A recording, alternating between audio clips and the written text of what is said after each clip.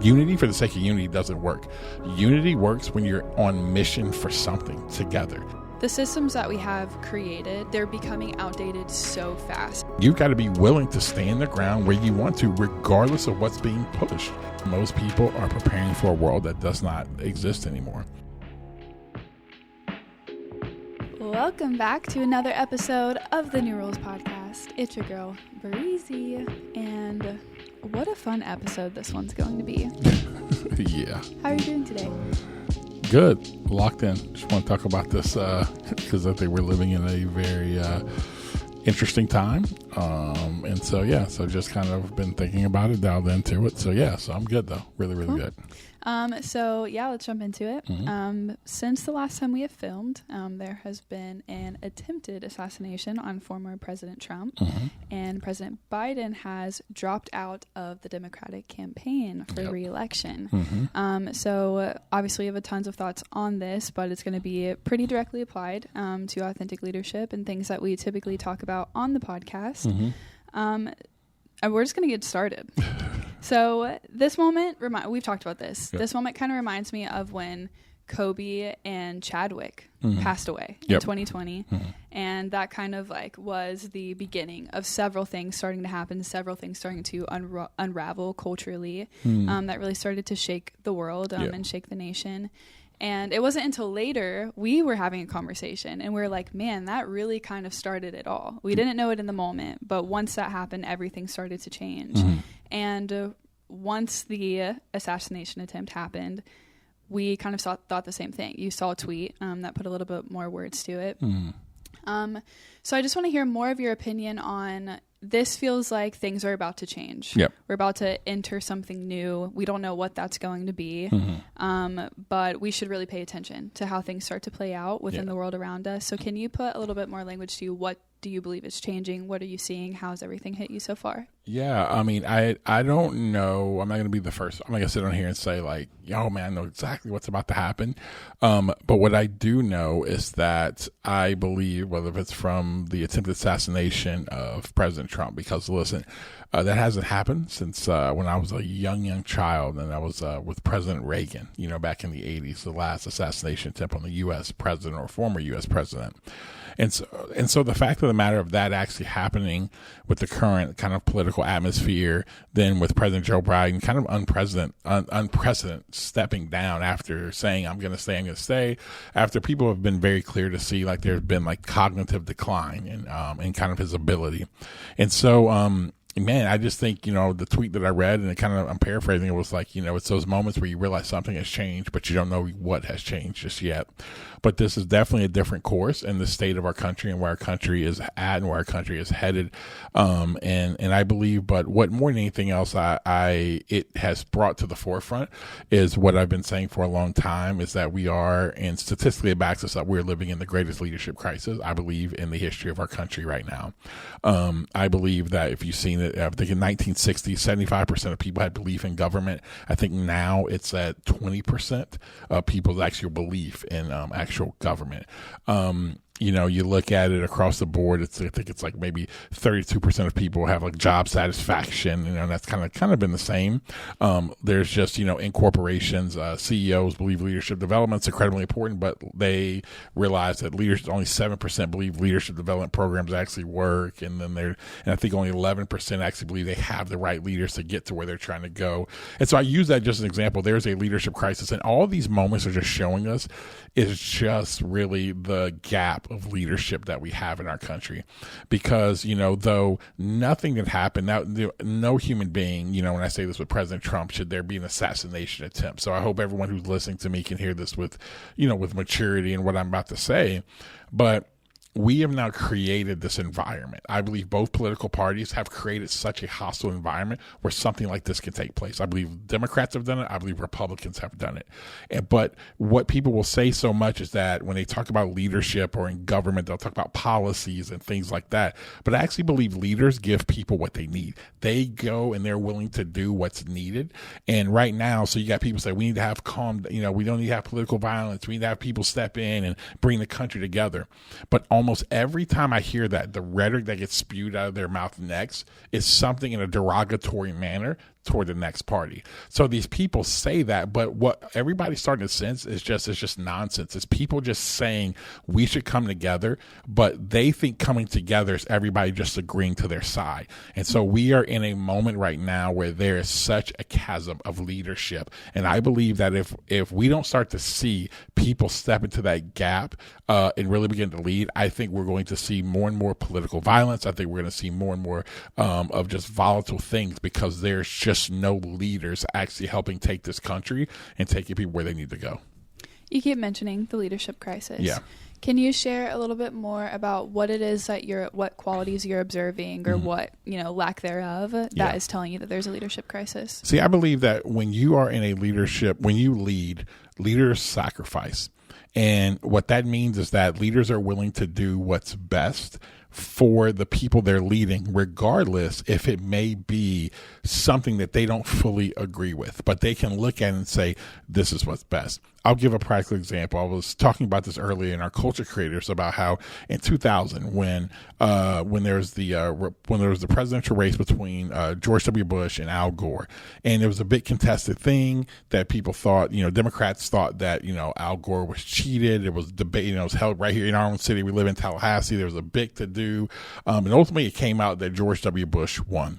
Well, Democrats thought they were cheated, but when you listen to Al Gore's concession speech, one of the things that he talks about, he could have he talked about, hey, things weren't done right, whatever, but more than anything else, you hear him say very clear, man, it's time for our country to come together. George W. Bush now is the one who's won, blah, blah, blah, blah, blah, and now we have to come together. Now, can you imagine in 2024, if either political party, we saw in 2020 where the Republicans thought they were cheated, and so then, just imagine there was no one coming out. Even to this day, President Trump has never come out and conceded that Joe Biden has won. He's never come out and said, this is what's best for the country right now. That's what I mean by leadership. Leaders are willing to, even though they may disagree with something, they're willing to think about things at a greater level than themselves. And right now, when I look across in leadership, what is the ongoing echoing conversation is people thinking they come off as they care about others, but really underneath it, it's really about themselves. They'll say, oh, we care about the best for the American people, or we care most about our employees, or we care about these people. But when you really look at it and when you watch their behavior is very selfishly driven. And so that's what I mean. I think the biggest thing is leaders are willing to be sacrificial at their own expense. And that is what I don't see. That's one of the biggest kind of attributes I think is missing right now in our current cultural moment. What do you think is the role that the average person plays in the political hostility? I think that with that is, first of all, we have a responsibility in what we say and what we communicate. I think that we can add to the fire or not. And I know that someone may not feel like, well, I don't have that big of a following or a platform. But regardless, if there's a fire and you just add just a tiny bit of gasoline, you're still adding to it. And yeah, you may not put the fire out, but you have a responsibility not to add to it. So I think, first of all, is when you're saying stuff, I'm all about having your own thoughts and opinions politically, but is it actually helpful? Why are you saying it? Are you bringing information so people can actually become aware of what's actually going on? Is it something that, you feel like, maybe morally you feel like something's really wrong and you feel like you want to have a stance to actually speak up in that? Then again, I don't think there's anything wrong with that, but I think you have to ask yourself this question: why are you saying anything? I think if we all took time to just ask ourselves why, like, what's the point? And if we can say, it's to be helpful, I think that's fine. But I think if we actually were honest, most stuff that people post or talk about, it's not helpful. It's just they're frustrated, they're angry, they're anxiety driven, and they saw something that somebody else posted, they heard something that somebody else said that they don't agree with. So now let me do this. And it's their subway on their story or on their tweets or whatever it is to put it out there to everyone. And it's just stoking a fire that's just not helpful. It's not calming anything down. And the God honest truth, you're not winning anyone. That's the thing I would tell people. Look at what's happening. Are you winning anyone to your side by the rhetoric of what you spew, of what you say? Because most of the times you're not winning somebody by a tweet or by posting something in your story. You're winning somebody by, maybe have a conversation with them. Try to understand their side. Give them a chance. And you maybe explain to them. But also, I just think we just live in a time where people just talk way too much. Nobody, I'm going to be straight up, nobody really freaking needs to care what you think or what I think. You know what I'm saying? I'm sharing this because hopefully what we can do is bring a different voice into the leadership gap. But what I want to say right now is people just need to stop talking so much. They need to actually be thoughtful before they put something out, because if it's not really helping, then you're just adding to the problem. So you lead pretty diverse organizations. Yep. And so you see how these things practically play out within families, within coworkers, within friendships. Yep. And when you're leading within those places and you're leading those people, like, can you just take a time where you've actually had to address an issue that was developed based off of some form of political hostility or social hostility, and like sit them down and lead them through what it looks like to have a conversation and to be in community with people who disagree with you? Yeah. The one that comes top to mind, there was an older couple that's in our church. So I'm going to use that. So again, a lot of times people have, we've seen how unfortunately the church has acted in a lot of these scenarios. And this couple, it was a sermon that I preached. And one of the things I did, I put two people on stage. I put a police officer on stage, and I put a young black man who's an activist on stage. I had the young black man kneel down, and I had the police officer stand and salute. And I played the national anthem in the background. A flag was being held, right? So I just decided to be spicy that day. So I did that. And I had this couple come in, and they're in community. They're an older white couple. And they sat with me, and they were really bothered by that. And the thing I had to walk them through is because how they grew up. When I sat with them, I could have been frustrated saying, I can't believe, literally I could have said, you're proving my point, because what I said in that sermon was that if you question someone's fidelity to Jesus based off of either one, just by what they do, then I question what you worship. Because you're just going to make an assumption by the police officer standing and saluting the flag, or a young black man kneeling at the flag, and you're going to question their fidelity to Jesus based off of how they respond to America is completely wrong. Now, I could have been frustrated with them, whatever, but as I listened to them, I actually had incredible amounts of empathy for them in that moment, because what I came to realize is actually how they grew up and what they were taught without being known. And I think even sometimes out of some people who were teaching them out of their own ignorance, and I don't mean by mental ignorance, I just mean like by not knowing, what they were doing was telling them where they had engrafted like the American, like this nationalism with the Bible, to where these people really felt when I was talking about this, they literally genuinely felt like I was taking the Bible and pulling it apart, that I was tearing the gospel of Jesus apart, because I was talking about the national anthem and kneeling against the national anthem, because of how unfortunately nationalism has been baked into Christianity, to where people really think that America is like the chosen people of God or whatever. And so I had empathy. So what it allowed me to do is to sit there and walk with them through and show them, hey, that America is no different than what we've seen throughout human history, whether if it was through the Romans, the Assyrians, the Babylonians, to the Egyptians, or whoever you want to. They're just another empire. They're not God's chosen people. And so I had to show them that biblically, whatever, and we were able to walk through it.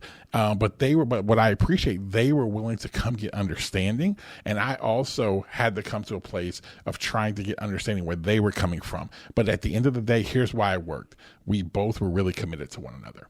See, I think that there's something far greater, that we're willing to try to get understanding and we're committed to one another.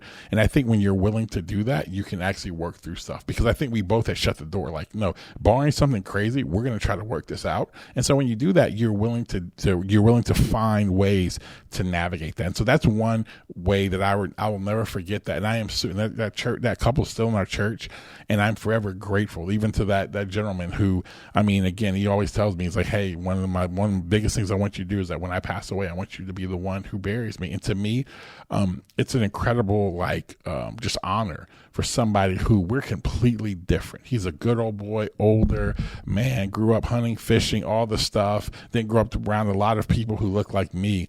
But actually, and I'm probably 30 some odd years younger than this person, but he calls me his pastor. And so I just consider that an incredible honor, but we were willing to work through it. I was younger, but I was actually there for that visual. Really? I was around at the time. I was just kind of coming around. And I actually very vividly remember the felt tension that was in the room whenever you had that done. Mm-hmm. And one of the things that I really appreciate about you and your leadership, that I would love to talk more about the process of how you do it, is there were hundreds of people throughout the day coming into that room who were all tired, who were angry, who were confused for all a ton of different reasons, and some of them the same. And you sat everybody down in the room and you like addressed what was happening. That's the first thing is you were like helped everyone know that you were aware of either the things they were trying to forget or the things that were really on their mind, and you weren't going to kind of go pass over that. And regardless of where they sat, you brought everyone together on what was a common conviction, a common value, a common mission. And you do that so wonderfully. And I think that's one of the biggest traits that we're saying is going to need to be present to fulfill this leadership gap, to fulfill this leadership crisis, because that's one of the things that we lack. Everyone said so far on extremes that there is no presidential candidate is casting a vision for what it means like for us to exist together, regardless of where we find ourselves and where we're trying to go. And so it feels like there's almost it creates a hopelessness, a purposelessness. And I just think that you do that wonderfully. So I would love to hear more about what goes through your mind when something happens. Because I think that even though we're talking about the church space right now, there is a level that if you're a leader, even within an organization, that it is a responsibility of you to acknowledge these things and learn what it means to lead a team that has different views, different perspectives on where they sit, and be able to bring them together. Not necessarily saying that you need to have like a crazy social stance or anything like that. I don't think that we sit there on that. But I would love to hear more about how you do that. Well, I appreciate you saying that. And honestly, it is what we talk about. It's honestly self-awareness. I think if there's moments where I feel like I've done it well, moments I haven't. But when I feel like I have done it well, it's because I've done the internal work first. Because I have to dig into what about the situation's bothering me before I ever bring it to people. I have to deal with what's happening in me. Where am I frustrated at? Where am I angry at? Because I am. When I saw the death of George Floyd, I was angry. I was sad. I was hurt because watching someone who looked like me die in front of us all on something that he did not have to be. I mean, he was murdered in front of us, and watching that. And this is something that Black people have talked about for years, of where at times we've seen at the hands of some police officers, police brutality. Well, I was frustrated. I was angry. I had to work through that, because if I didn't work through that, then what I would do is spew what was my pain, my anger, my whatever on people, which that wouldn't have gone well. So I have to do a lot of the internal stuff first before I ever actually bring it to other people. The other thing I have to be real about is being willing to be very honest, even when I'm in my process. I try to tell people, hey, this is where I'm at right now. But I think the biggest thing is I'm always trying to remind people that we're on the same team and there's a mission at hand.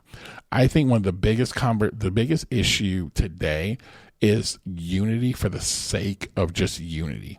I think that is stupid. It doesn't work. Unity for the sake of unity doesn't work. Unity works when you're on mission for something together.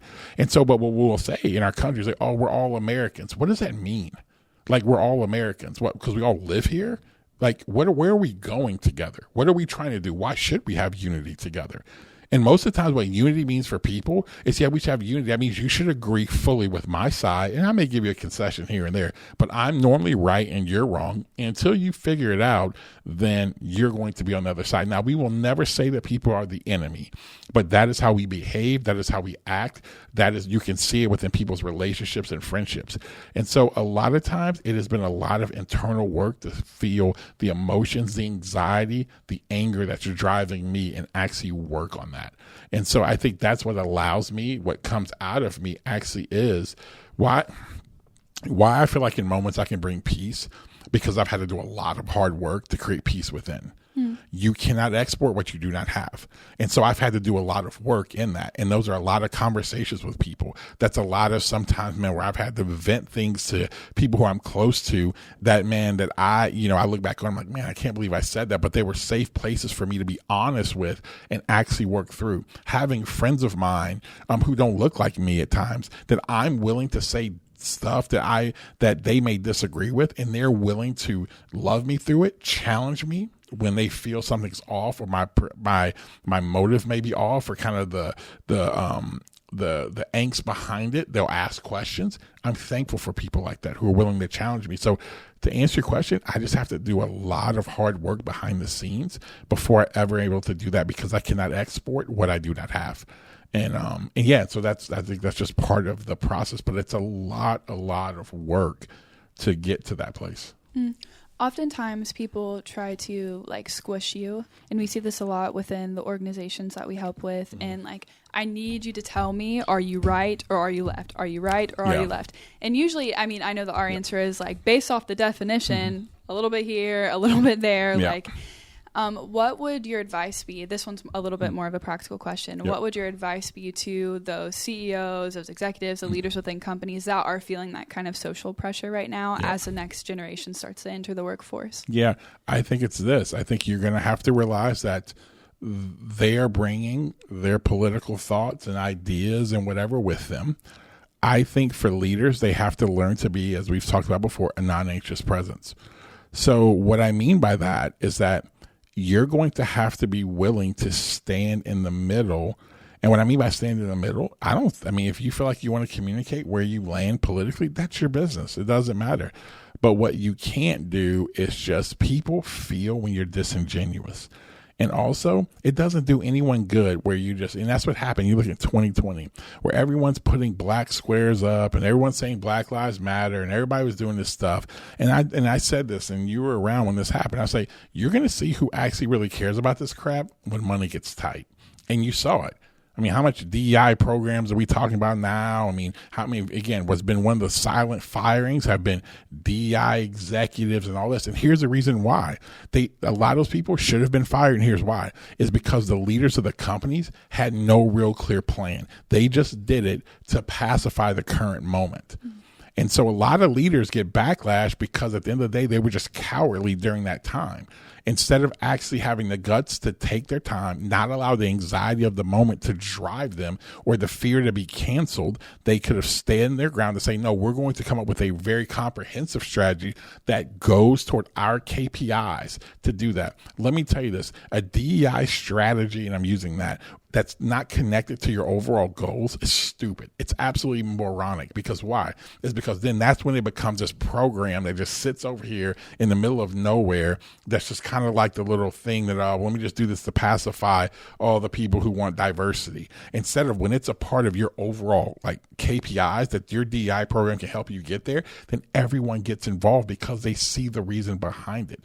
I mean, it makes financial sense to build a DEI program for talent, money, all that stuff. It makes sense. But when it's not connected, it doesn't do that. So for leaders out there, I think one of the biggest things is that you got to do the work internally, and you've got to be willing to stand the ground where you want to, regardless of what's being pushed. So if you are a Republican and you're leading a diverse company, that's okay. And I get it. Right now, if you're a white male Republican, that's not the hottest thing in the streets right now. But I don't think you should back down from that. And what I mean by that is not that you're flaunting it, but you shouldn't have shame for that. And I think for people out there who shame people who are white, they're white males, and then you have all these views of white male leaders, and you don't even know them just because they're a white male Republican, you do that. Do you understand how stupid that is? That's the same thing that people would do to people who look like me. They would see me, 6'6" black man, big guy, and they would be, oh, he's a threat. Like, we know that's wrong. So why do we do that to other people? And I just think that we have just literally lost our ever-loving minds. But I will say this, it's been leaders who saw the anxiety raise up, and they played on that. So when I say leaders, and I say this in every sphere, I'm not just like media. When we say media, I'm not talking about Fox News, CNN. Listen, like podcasts, we have some of the largest podcasts in the world are bigger. Most podcasts that are really large are bigger than most of these, like Fox News, CNN, MSNBC, whatever. Those leaders there, it makes them money. So they stoke the fires there. Companies stoke the fires. Political figures stoke the fires. And so that's what I'm going back to our thing of leadership. People were not stepping in and actually saying what needed to be said in those types of moments because it was not popular during that time.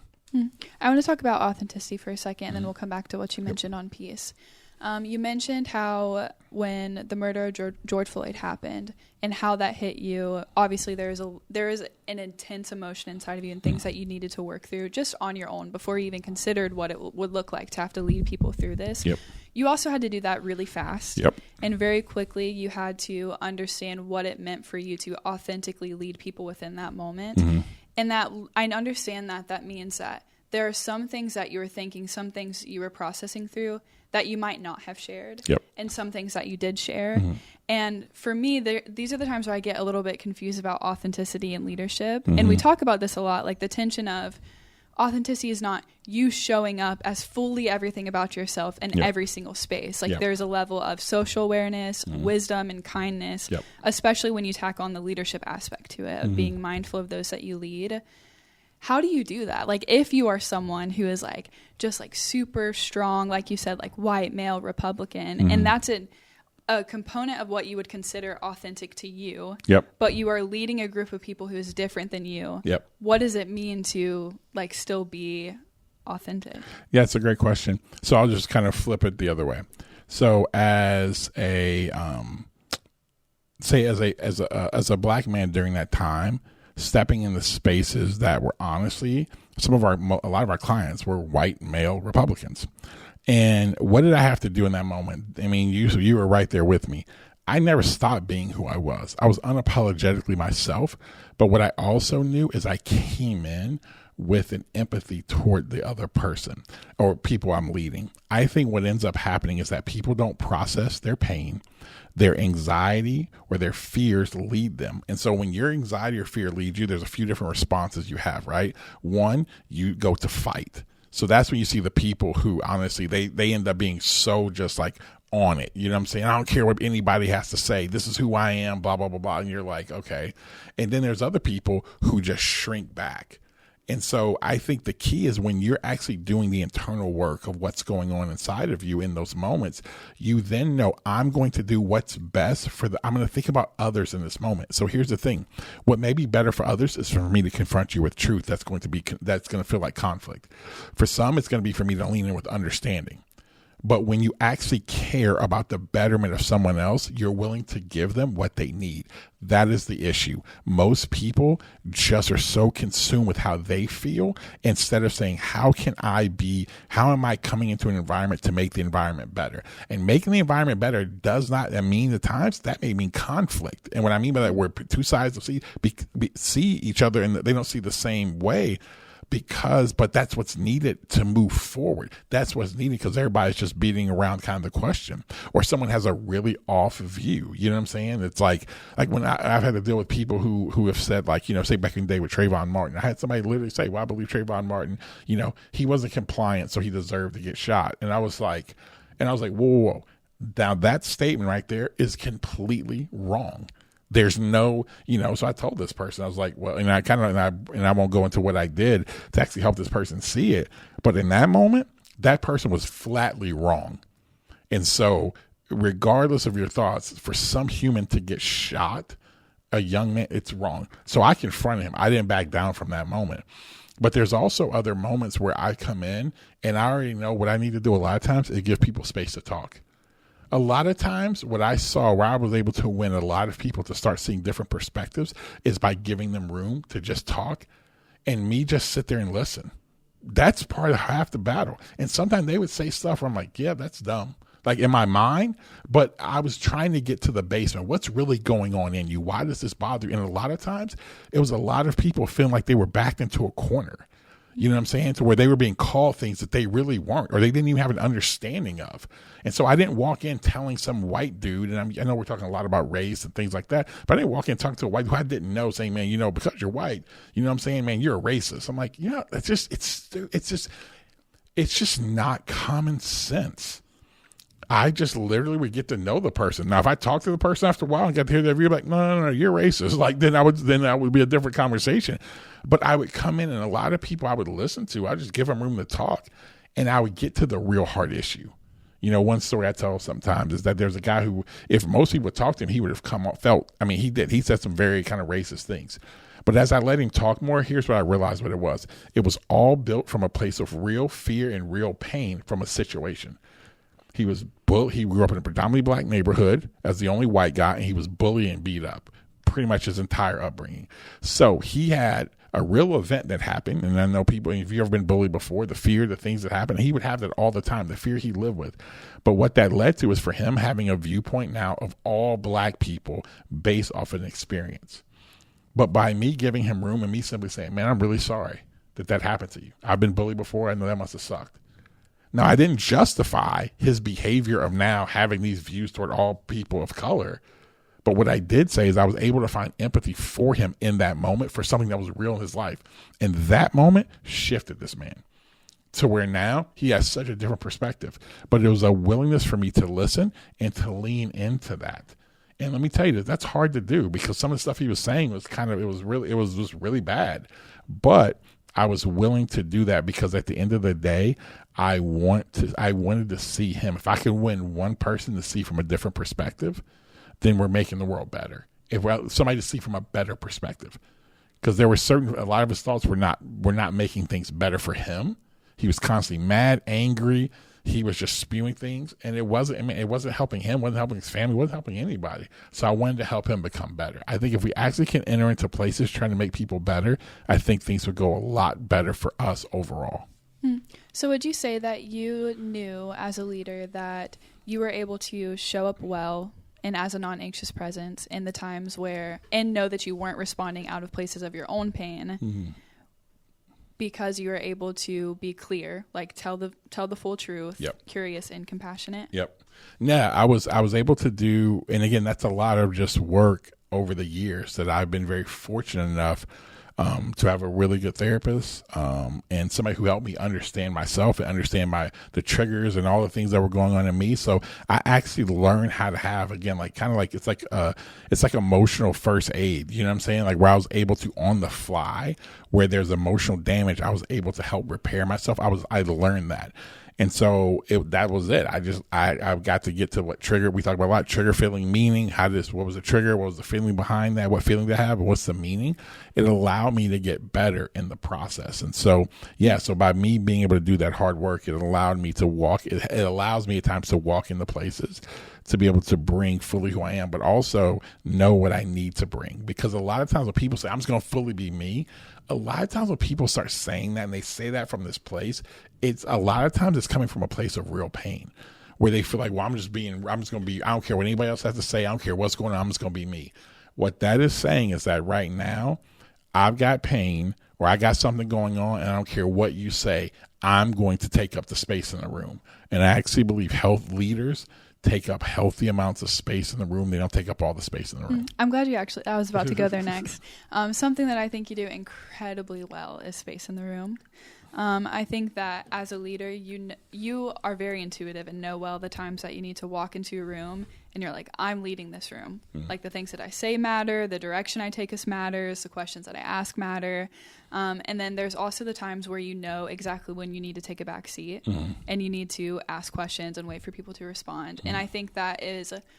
it's a dance, especially when you're working with people in conflict who have different views than you, even in terms of friendship. Learning how to take turns, taking up that space. And I think that's one of the biggest components of you as a leader that has made you so successful, especially when we've done DEI work, like when we've been in rooms with people who have, significantly different values than you or a different idea than you, you for like a 10-hour span can just keep reading the room and know when you need to take up space, when you need to be clear, and when you need to correct somebody, and when you need to sit back and let them talk through it. Yeah, and I think some of it, man, I'll be honest with you, some of it I think is just like, I just think some of it's God-given in the sense of like let me back up. I think it's how I had to survive. So I tell people in your greatest place of pain, you find your greatest sense of purpose. I also believe in those places of pain, many times you learn like a lot of skills. The skill I learned growing up is because I lived in a lot of different places. And when I went to a new place, because I was naturally a shy kid, I had to figure out how to fit in. like what was going to be my space, what role was I going to play in this moment. And so I learned how to read rooms, like, okay, who's kind of the most powerful person in the room, who's going to take up the most space in the room. And a lot of times the most powerful person, sometimes not the person who talks the most, it's the person who's the quietest. So I would just learn that. And so it just was a skill that I learned to survive. But now, because of all the things that I've had to work through and the stuff that we actually do, the work that we do now, I've been able to take that with the emotional internal work I've done. And it's now, I think, and it's heightened that to know, how do I do that? Because before I would know who's kind of doing what in the room, but my internal, I didn't have great self-management, self-regulation. So whenever I would get sped up or anxious or angry or frustrated, I would take up all the space in the room. Now, because of learning self-regulation and self-management and things like that, I've been able to now get into a room and it just makes me be able to see it better.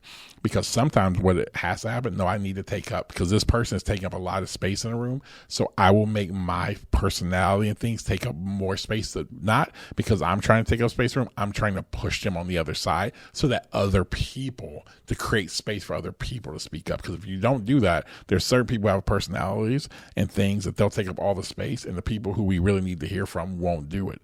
And so that's sometimes why when you see me push at somebody really hard, it's just a fight to get them on the other side so that other people can actually have a voice.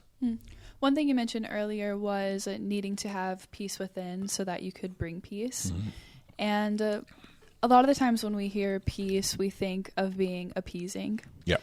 And that's not necessarily how we define it. There's an aspect of peace that requires a level of disruption. Yep. And you also have to be comfortable with that aspect of it too. So can you talk more about what it looks like to bring peaceful disruption within the age to come? Yeah. I think that when we talk about peace, all my life I view from, and I'm unapologetic, I view my life from a lens of like the actual Bible. And how I just live. And one of the things about the word peace, that word shalom, means wholeness. It means it's how things should work. And so sometimes they may feel like they're working, but they're not bringing wholeness. They're not bringing people together. It's not leading to flourishing of other people. You know what I'm saying? I mean, think about this. Back in the day or during civil rights, there were people who actually thought Jim Crow laws were the right thing, and it was a way that our country functioned. And when people started pushing against that, there were people who were like, oh, why are you doing this? You're a troublemaker. You know, we didn't have these problems before, and now you're creating more problems. Well, a disruption of a Martin Luther King or a Malcolm X or a Medgar Evers on was a good conflict and disruption that actually brought real peace. That brought, before people, it was a false peace. When they begin to push against, I'm using that as an example, it began to actually bring real peace. The way things were, it led to flourishing, because now it was no longer, it was like, oh, now people, black people actually had the ability to have the rights as everyone else did. So that made humans flourish, made them better. And so when I look at peace is not the absence of conflict. A lot of times to actually bring peace, you have to bring conflict, because the thing that is steady, the system that's in place right now, is not bringing flourishing. It's actually many times oppressing certain people groups. It's not letting others go forth. So that's why at times there may be a company culture that I have to step in and really create a lot of conflict, because let me tell you this, women within that organization are not being able to flourish in there. Now, the men in there think everything's great and fine, but the women feel oppressed in that organization. So when we step in, I've got to create conflict that seems like I'm very opposing. Well, things are just going fine. And you're like, no. You think it's fine because you sit at the top. This is really what's happening. And so I think a lot of times you got to bring disruption in order to actually bring real peace. So when people talk about being like a peacemaker, that is not for the faint of heart. A peacemaker is someone who's willing to create conflict, but they're trying to create conflict so that things can be better, so that people can go. They're not just like, some people like today, a lot of people just create conflict for the sake of freaking creating conflict. They're angry, they're frustrated, they're sad, they're bitter, and they just want to create conflict. But actual conflict to make things better, I actually think is really good. So someone who's a peacemaker, I think we are in desperate need in our country of people who are willing to bring, we like to say, a peaceful disruption. Someone who's willing to disrupt how things are going. And what does that look like right now in this moment? It's someone willing to step in the middle of the gap and to say this, you know what, that man, I'm going to work to actually see, man, how do we, I don't care where the policy comes, use politics, where the policy comes from, and come left, come from right, I don't care.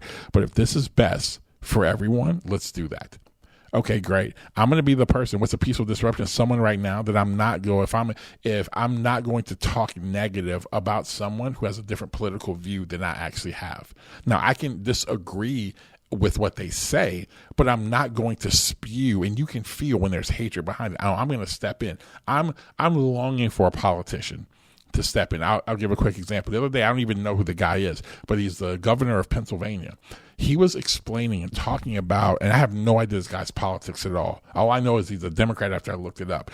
And this guy was talking about the gentleman who was shot, who was killed during the assassination attempt on President Trump. And he said one simple statement. He was talking about the gentleman who was from his state, and this gentleman was a big supporter of President Trump. And the governor said, man, he was just saying, man, he really loved, I think he said something, he loved President Trump. He was really excited to go to the rally, blah, blah, blah, blah. That seems very simple. But in today's culture, for someone who's in the other party to say, like, and he didn't say it like just kind of giving information. He said it from like an admiration. This guy really loved this. He really cared for this. I was like, I thought the guy was actually, I thought the guy was, the governor was a Republican. I was like, Crowley, man, let me look you up. That's why he was a Democrat. I heard that, and this is how low the bar has gone, that I was like, oh, I need to know more about him. Simply because he was just willing to say something nice about someone, not in a non-derogatory way, who's in a different political party or care for a candidate that he may have didn't vote for. I think that's where we have to get to. We've got to start having people who are willing to stand in the gap and willing to unite, and they're going to have to feel the pressure. They're going to have to not live in these extremes right now. And you're going to have to, if you do that, you're going to have to live with people not liking you, people saying that you're sitting on the fence, you're kind of weak-willed, you're not doing it. Let me tell you this. People said the same thing about, again, one of the greatest leaders ever lived the planet was Jesus, and people said the same thing. Some people say he was too freaking radical. Some people say he was too soft. I'm like, if that's where you have to sit right now, but we're in desperate need of leaders like that. One of the reasons why I think peaceful disruption is so needed is because the systems that we have created they're becoming outdated so fast. And I don't mean just politically. I think that's true within the companies that we see, within even the structure of universities. Like every 2 years, generously, like things need to be updated. And not just because they're really behind right now, but even if they catch up to the moment of now, it's like every 2 years we live in a moment where things are rapidly changing so fast that we need to have leaders and people that are willing to build things for the future and are also incredibly comfortable with disrupting them and changing the systems as that's actually needed. One of the quotes that we actually live by is, in times of change, learners inherit the earth, while the learned find themselves beautifully equipped to deal with a world that no longer exists. Can you talk about that a little bit more, especially in terms of peaceful disruption? The idea that one of my mentors, Dr. Rice Brooks, actually shared that quote with me. And it's been a quote that's been revolutionary for me, because most of the time, most people are preparing for a world that does not exist anymore. I mean, think about 2020. Think about how much our world has changed in the last 4 years. Like just in the last 4 years. Or here's the thing. Think about how much our world has changed in the last year. We start hearing about, people start hearing about AI, ChatGPT. That has escalated so fast in the last 6 months. You know what I mean? Where people are like, where like the level of how AI is, it was a big deal last year, but it's really escalated more and more. There were things that are in play. The world is constantly changing more and more and more. And you're right, is that leaders actually have to be, leaders see, and they're willing to lead into the unknown. I think what we were building for so long were managers to just manage a stable system. But now the system is no longer stable. Politically, it's no longer stable. See, there were signs of this in 2016. See, now, and again, we're talking, because we started off talking about President Trump at the beginning, but 2016, his election, no one thought he broke every poll. The polls that were like, oh man, anybody, I remember them saying, oh, whoever was here in this poll at this point in time, they've won, every single time. And he just destroyed every poll. It made no sense. It came out of nowhere. 2020, they tried to do the same thing. No poll. And what that was a sign of is that things were being disrupted again. And so I think that what we have to realize is that right now, that leaders have to be those willing to lead people to the world in the future that they see and that we desire. That is why for us and for me, I am really passionate about leading into a world to see people be connected to actually who they've been designed to be, help to empower them to be leaders in whatever space they're called to be in. I think the leaders of the future are going to be leaders in their communities. They're going to be mothers and fathers, and they're going to be softball and baseball coaches. They're going to be the salesperson at a car dealership. They're going to be the engineer at a company who goes home and he works within his community. And in his community, he's making things better for what he does at his job. He's adding value there. He's helping lead the next generation. He's going there and he's helping train up other employees. Those are the leaders of the future. But see, I think that's where we're headed. And so we've got to begin to raise up leaders, because leaders find solutions to real problems. And with this turmoil and the separation of our world, we need more people who are willing to lead, to find new ways to actually bring real unity within our country. Boom. While you're talking, I Yep. thought about something else that's also insane. Airlines being down. Oh my gosh. Yeah. I realized that I didn't mention that in the beginning, and that's just another element that proves to us how much things are seriously about to change. And what I hope people understand is whenever we feel like we're making technological advances, here's what happens. This is just my worldview. I think God just constantly reminds us, you're just still mere humans. Because, think about this. Think about 2020. How far we had progressed, and something that you have to look under a microscope to find brought the world to its knees. The other day, one company with one flawed update in their software brought people to their knees. I mean, I was just literally visiting with actually a client of ours, and it's a university, it's athletic department. And long story short, they have coaches who were stuck in airports for days. They were telling me going through Atlanta, because I didn't fly, but they were going through Atlanta, and they were like, this was yesterday. So this is a few days after that. People literally in the Atlanta airport were like, there were no seats to sit anywhere. People were laying on the floors, camped out. And this is 3 days later. And they're saying it's going to take maybe a week to 2 weeks to catch up with what's happening. And I hope what people realize is that, man, something like that, it starts to shake what we're actually doing. And here's what it's going to do. With the heightened level of anxiety in these moments, you know what it's going to do? Greater division. It's going to lead to greater frustration. What it's going to lead to more, and I think this is the next big battle, and I've said this before, the have and the have-nots. So let me tell you this. If you actually want to be someone of real value as a leader right now, if you could say, okay, Adrian, what would you do to lead and to be of value to where you could find yourself in a situation to where you're indispensable? In the future, it's to be someone who actually can find solutions and actually brings calm and actually brings a non-anxious presence to a very anxious world. If you can learn to do that, you will be one of the most valuable people out there, because you'll become very rare. Because the more and more this stuff escalates, the more and more people and their anxieties and their anger is going to drive people separate. And there's going to be something about, it's kind of like drinking cold. It's like when, Bri and I work out at a place that has a sauna that's there that sometimes gets up to 200 some degrees. There's something about when you walk out of that sauna into the air. It does not matter. It make last night, it was cold air, and you open the door, oh my God, this is the most refreshing thing in the world, right?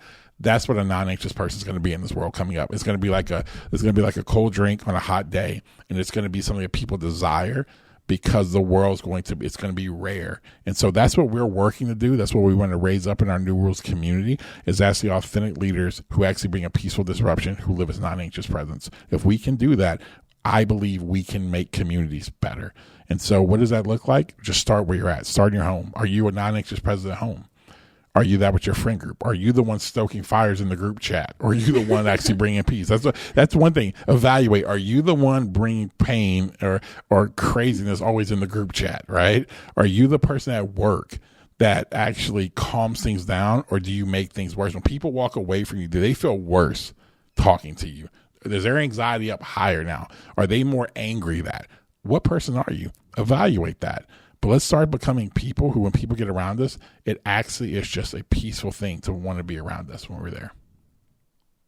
Well, guys, hey, I hope that this is helpful for you. And listen, I know that there's so many, this whole conversation, whether if it's about President Trump to the election coming up to our current moment, it is incredibly complex.